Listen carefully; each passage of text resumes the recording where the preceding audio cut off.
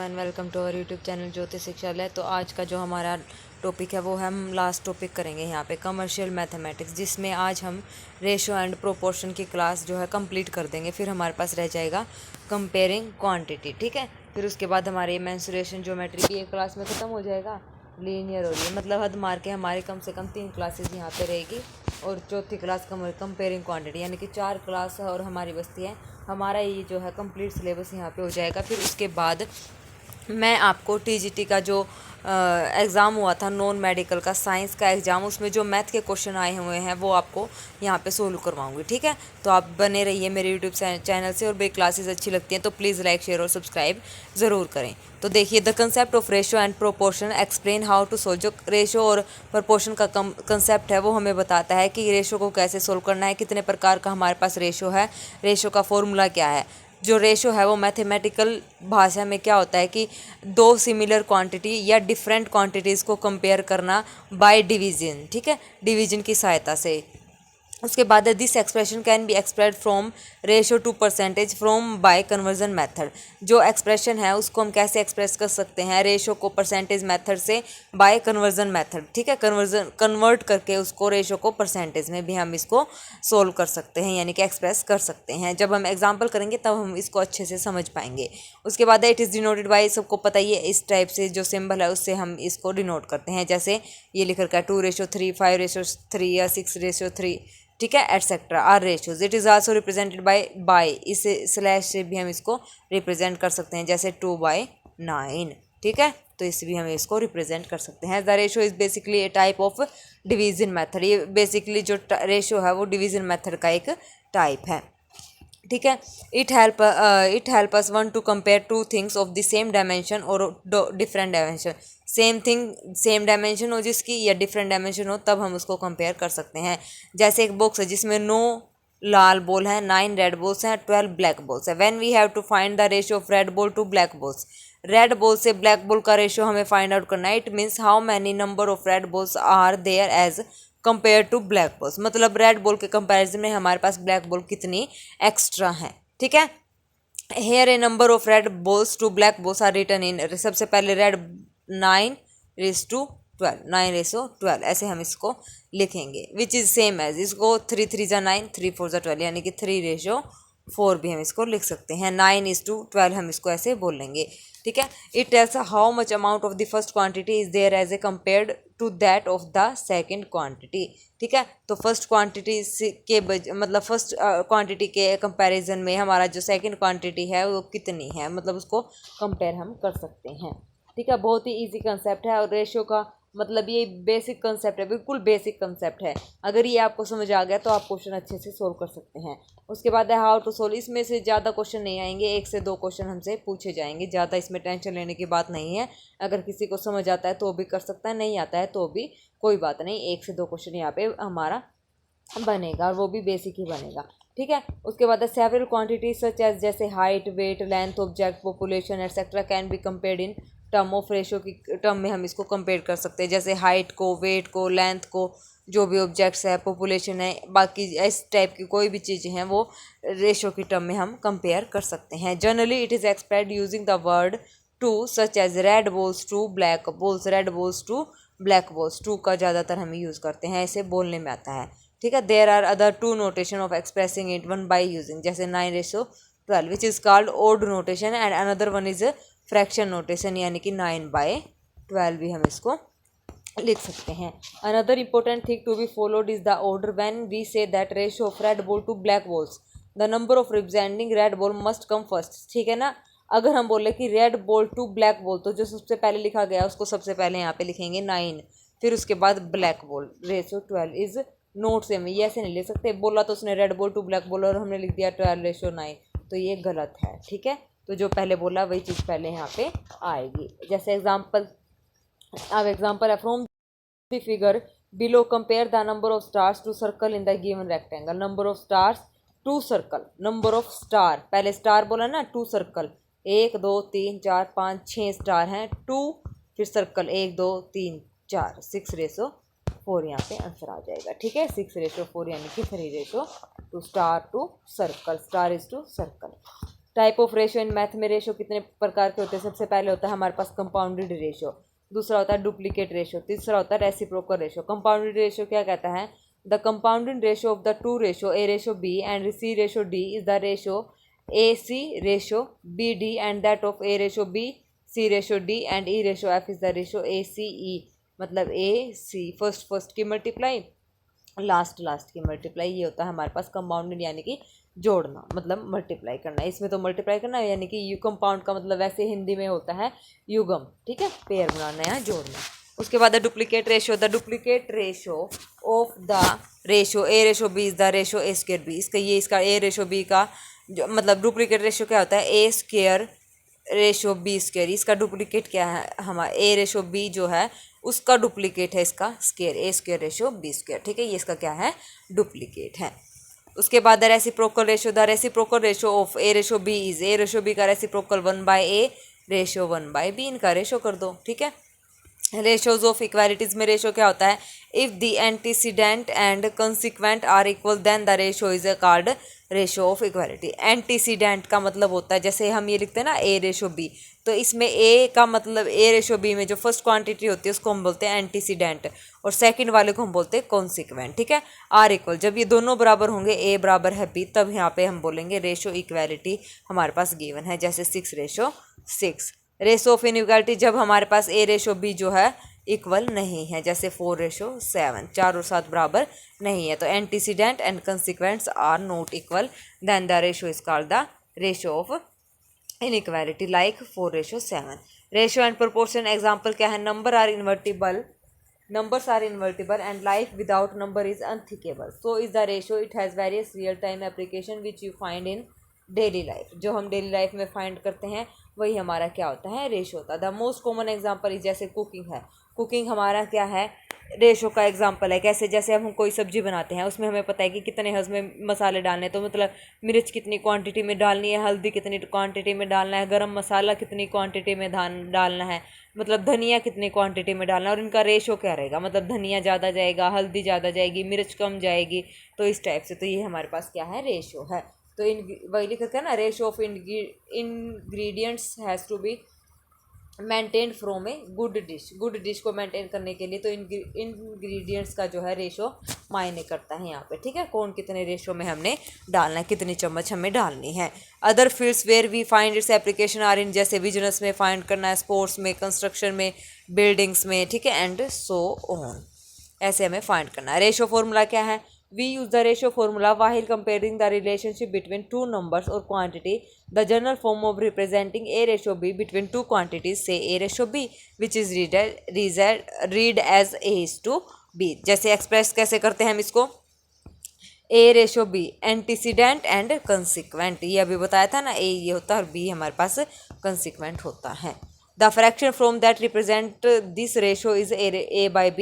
To further simplify a ratio, we follow the some procedure that we use for simplifying a fraction. A ratio B या A by B ये दोनों बराबर होते हैं। Let us understand this with an example, हम इसको समझने की कोशिश करते हैं। In a class of 50 students, ठीक है, 23 girls remaining are boys, 50 student है जिसमें 23 लड़के हैं, बाकी बच गए, तो बाकी कैसे पता करे गए?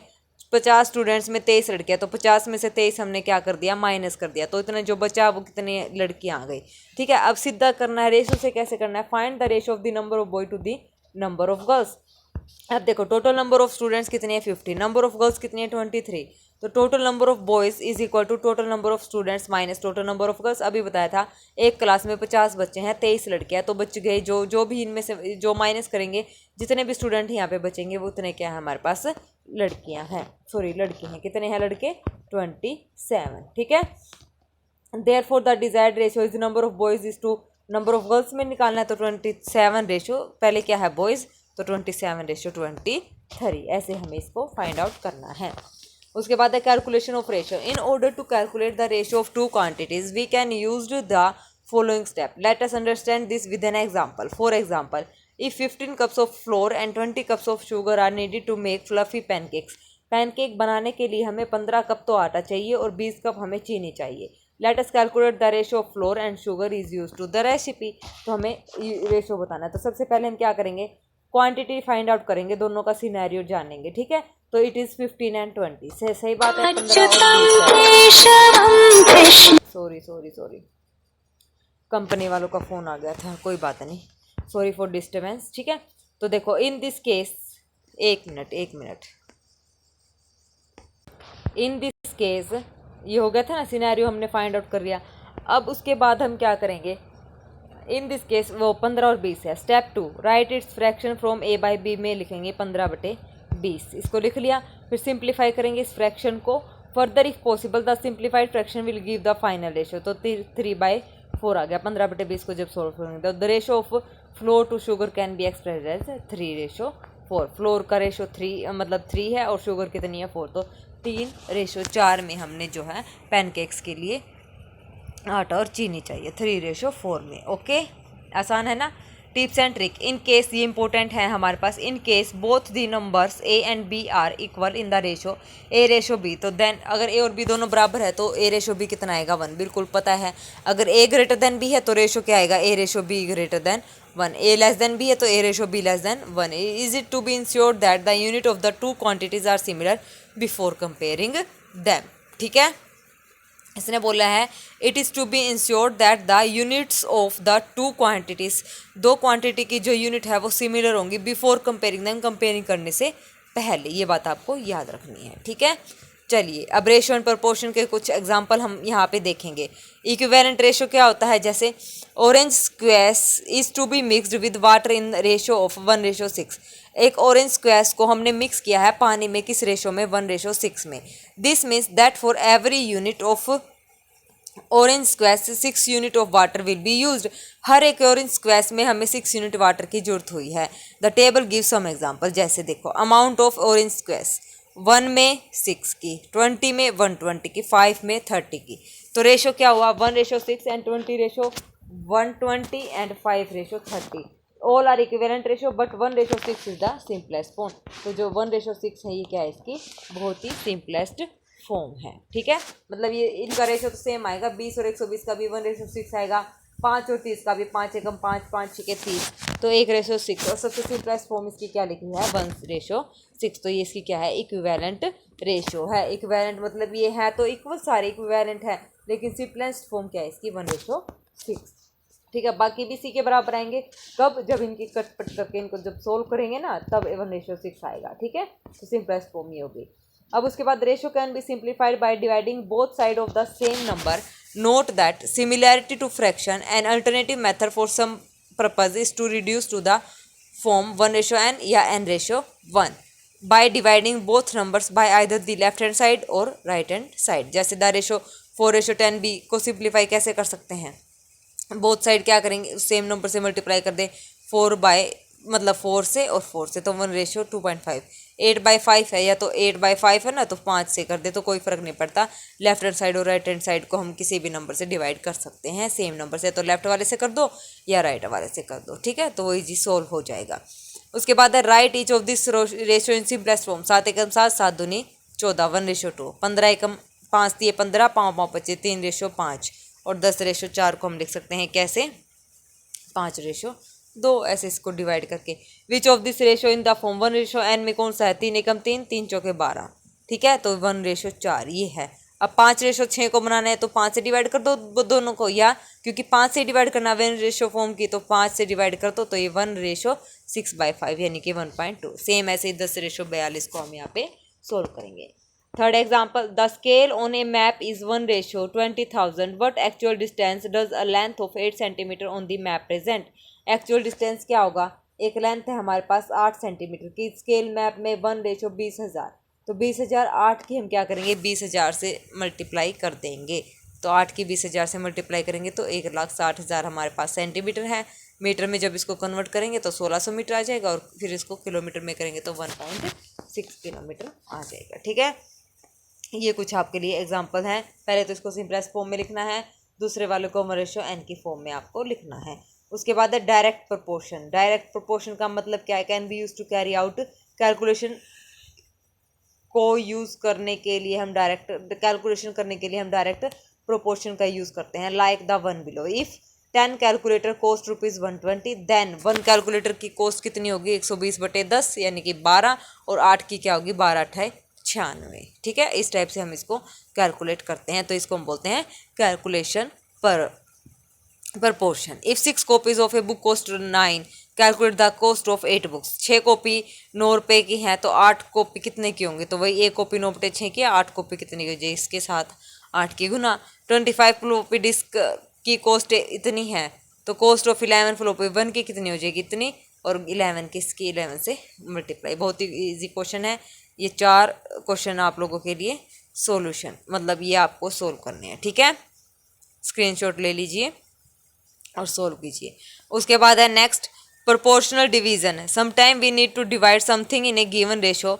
Malcolm and Alison share the profit from their business in the ratio. Malcolm और एलिजन जो है प्रॉफिट शेयर करते हैं किस रेशो में, 2:3 में। This means that out of every 5 profit Malcolm gets ₹2 and Alison gets ₹3। ठीक है, आउट ऑफ एवरी 5 प्रॉफिट ₹5, हर एक उसमें इसको अगर ₹5 का प्रॉफिट, ठीक है, टोटल क्वांटिटी कितनी है 3 और 2 5 है, टोटल कितनी है 3 और 2 5, तो इसका मतलब ये है कि ₹5 के प्रॉफिट पे मालकोम को तो ₹2 का फ़ायदा होता है और एलिशन को ₹3 का फ़ायदा होता है। इसका मतलब ये है प्रोपोर्शन डिवीजन। अब एग्जांपल देखो, Julie and Jack run a stall at a car boot sale and take a total ₹90, then they share the money in the ratio 4:5। How much money does she receive. Total कितनी है 5 और 4 9। ठीक है, तो सबसे पहले हमने इसको ऐड किया, ऐड करने के बाद ये टोटल कितना है 90 का, तो 5 और 4 9 पार्ट्स आर नीडेड। कितने पार्ट्स की जरूरत है 9 पार्ट्स की। Now divide the total by 9 को टोटल को 9 से डिवाइड कर देंगे, नंबर पे है ना टोटल, 9 से भाग कर देंगे 10। So each part of is ₹10, तो हर एक पार्ट कितने रुपए का है ₹10 का। तो Julie got 4 parts at ₹10 giving ₹40, और 5 पार्ट उसके हैं क्योंकि 4:5 में था ना, तो वो उसके हैं तो कितने हो जाएंगे ₹50 हो जाएंगे। ठीक है, उसके 10 से गुना कर देंगे। उसके बाद है नेक्स्ट एग्जांपल हमारे पास। Next Rachel Ben and Emma are given ₹52। They decide to divide the money in the ratio of their 10 9 और 7। How much does each receive.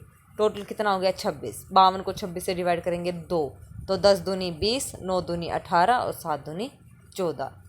ठीक है, बहुत ही आसान क्वेश्चन। ये आप लोगों के लिए एग्जाम्पल है, 5 एग्जाम्पल है, ये 5 आपको सोल्व करने हैं। स्क्रीनशॉट यहाँ पे आप ले लीजिए। अगर आपको किसी भी क्लास का पीडीएफ चाहिए तो भी आप मेरे से ले सकते हैं। अभी तक जितनी भी क्लास हुई है, कोई भी टॉपिक का अगर आपको पीडीएफ चाहिए तो आप ले सकते हैं अलग से, मतलब नोट्स का।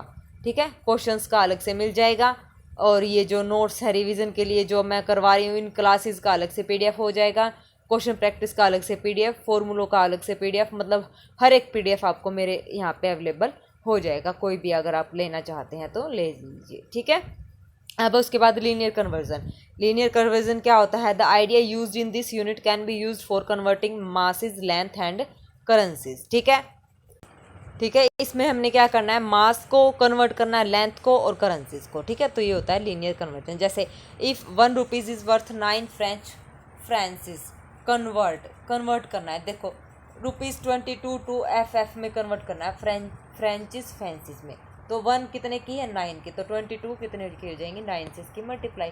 अब 1 फ्रेंच फ्राइज़ कितने की है, फ्रेंचीज़ कितने की है 1/9 की, तो 45 फ्रेंच फ्राइज़ 2 इसमें डॉलर में कन्वर्ट करता है 1/9।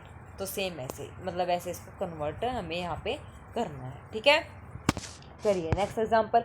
Use the fact that 1 foot is approximately 30 centimetre to convert 8 feet to centimetre. 8 feet को सेंटीमीटर में कन्वर्ट करना है। 1 फुट कितने का है 30 सेंटीमीटर का, तो 8 फीट कितने का हो गया 8 गुना 30 240 सेंटीमीटर का। वही 1 सेंटीमीटर 1/30 फीट का, तो 5 सेंटीमीटर को फीट में कन्वर्ट करेंगे तो 30 से भाग कर देंगे। सेम 195 को 30 से भाग कर देंगे। ये हमारी एक्सरसाइज है 1 2 3। ये स्क्रीनशॉट आप यहाँ पे ले लीजिए। टोटल हमारे पास है 5 क्वेश्चन। ठीक है, ये रहे 5 क्वेश्चन, ले लिया स्क्रीनशॉट। चलिए अब आगे चलते हैं। नेक्स्ट, इनवर्स प्रोपोर्शन क्या होता है? Inverse proportion is when an increase in one quantity causes A decrease in another. ठीक है, इनवर्स का मतलब क्या होता है? एक इंक्रीज क्वांटिटी को इंक्रीज करना causes A decrease in another, और दूसरी में क्या करना डिक्रीज करना। ठीक है, जैसे the relationship between speed and time is an example of inverse proportion. Speed और टाइम इनवर्स है, एक दूसरे के इनवर्स होते हैं, सबको पता है। जब स्पीड इंक्रीज होती है तो जब टाइम क्या होता है, डिक्रीज होता है। मान लो कोई चीज़, मान लो कि कहीं किसी जगह पे हमें 4 घंटे में पहुंचना है, लेकिन हमारी स्पीड इतनी तेज़ है वो हमें 3.5 घंटे में पहुंचा देती है, ठीक है। अगर स्पीड बढ़ती है तो टाइम हमारा डिक्रीज होता है। और अगर time for a journey can be found by dividing the distance by the speed, ठीक है।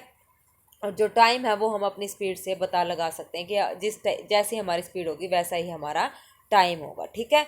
स्पीड अगर तेज़ है तो हम जल्दी पहुंचेंगे, अगर स्पीड हमारी कम है तो हम लेट से पहुंचेंगे। तो ये इनवर्स प्रोपोर्शनलिटी होती है। एक क्वांटिटी इंक्रीज होती है तो दूसरी क्वांटिटी क्या होती है, डिक्रीज होती है।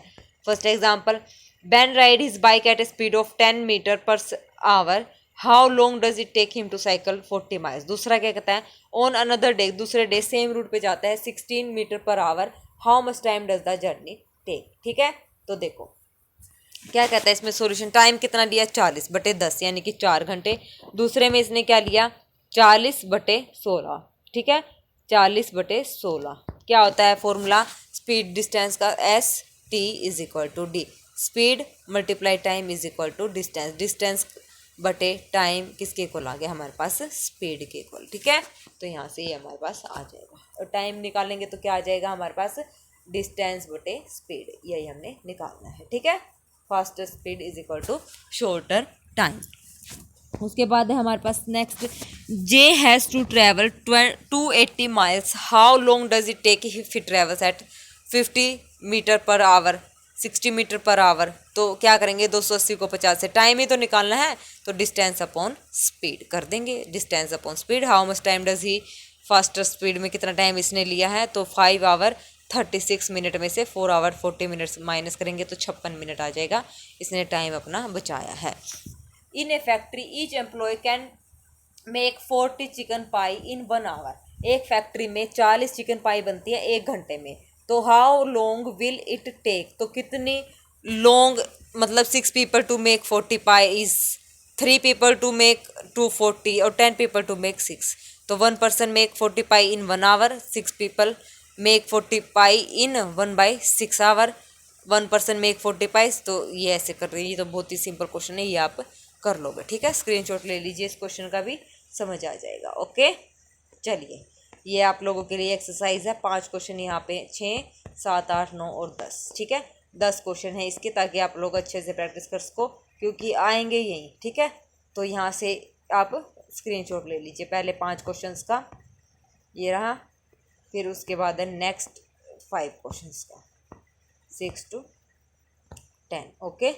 और मेरी वीडियोस अच्छी लगे तो मेरे चैनल को प्लीज़ लाइक, शेयर और सब्सक्राइब ज़रूर करें, और ऐसे ही मेरा चैनल देखते रहें और ऐसे ही आगे बढ़ते रहें, और आपको बहुत ज़्यादा ही फ़ायदा होने वाला है। अभी जो 26 जून को एग्ज़ाम होगा, 4 से 5 क्लासेस में हमारा जो है, कहाँ गया सिलेबस, एक मिनट, हमारा जो है सिलेबस ये कवर अप हो जाएगा। और आपको जैसे स्क्रीन पे दिख रहा है ना, सारे 21 के 21 टॉपिक हमने कवर कर लिए हैं। बस हमारे 4 टॉपिक यहाँ पे रहते हैं।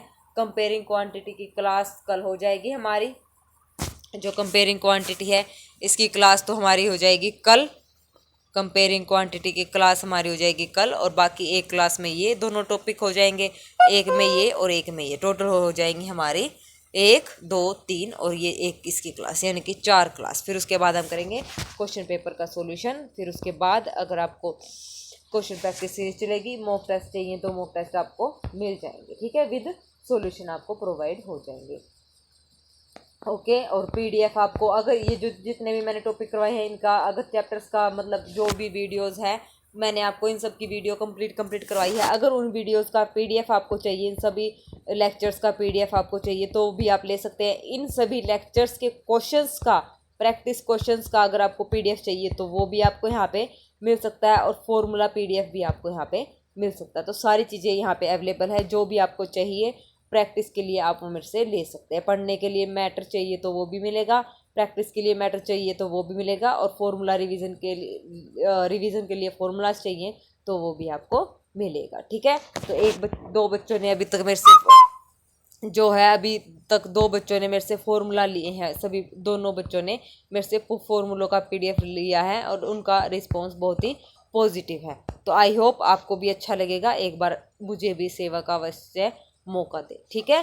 तो चलिए, ऑल द वेरी बेस्ट, मिलते हैं नई क्लास में कल नए टॉपिक के साथ जो हमारा है कंपेयरिंग क्वांटिटी, ठीक है। आज की क्लास में कोई दिक्कत परेशानी लगे, कोई क्वेश्चन ना समझ आए तो प्लीज़ बेझिझक कमेंट करके कमेंट में पूछ सकते हैं, ओके। और मेरे चैनल को, टेलीग्राम चैनल को आप यहाँ पे ज्वाइन कर सकते हैं। मेरा टेलीग्राम चैनल आपको लिंक यूट्यूब पर मिल जाएगा, ठीक है। तो चलिए, all the very best, have a nice day.